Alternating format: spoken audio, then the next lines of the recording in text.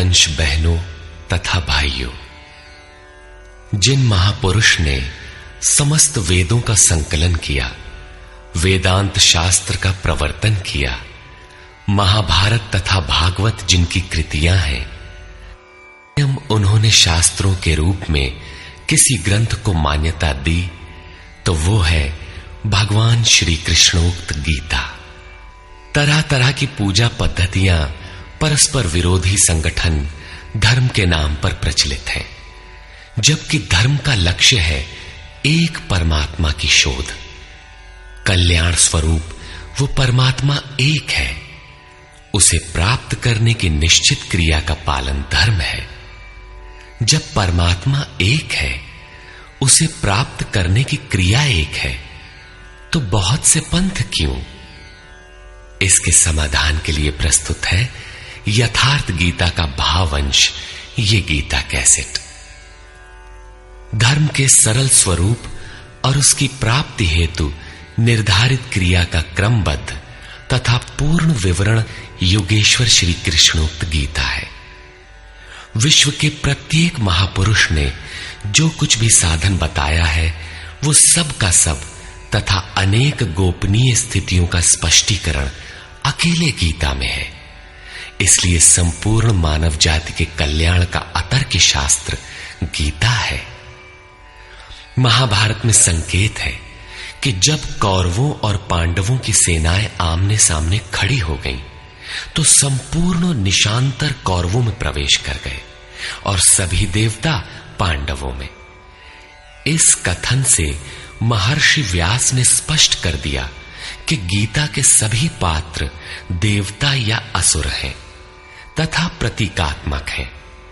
प्रत्येक मनुष्य के अंतःकरण में दैवी और आसुरी दो प्रकृतियां अनादिकाल से हैं। दैवी शक्तियों के सहयोग से जब मनुष्य अपने आत्म स्वरूप की ओर अग्रसर होता है, तो काम, क्रोध, राग, द्वेष इत्यादि आसुरी वृत्तियां बाधा के रूप में आक्रमण करती हैं। उनका पार पाना ही वास्तविक युद्ध है।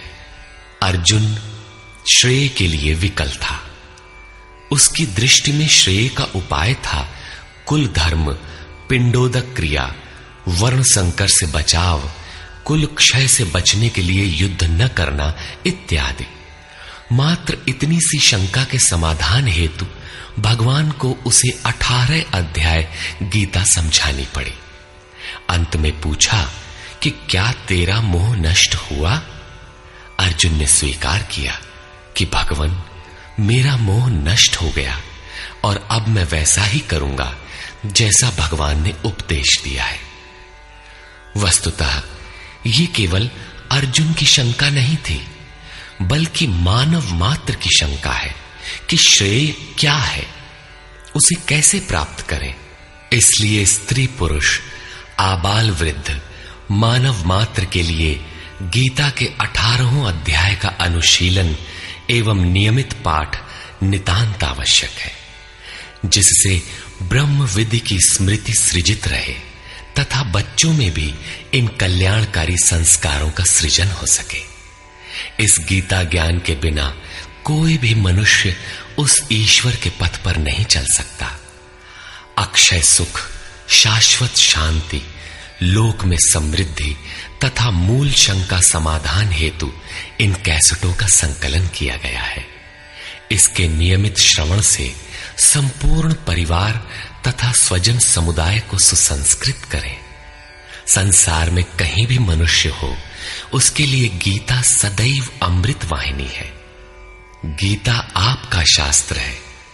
गौरव का विषय है कि 5000 वर्ष से भी अधिक अंतराल के बाद श्री कृष्ण का यथार्थ गायन आपके सम्मुख है।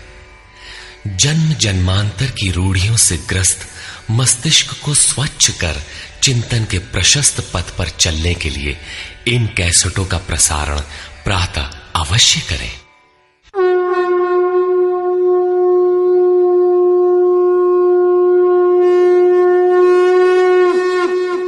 ओम श्री परमात्मने नमः। यथार्थ गीता, श्रीमद् भगवत गीता।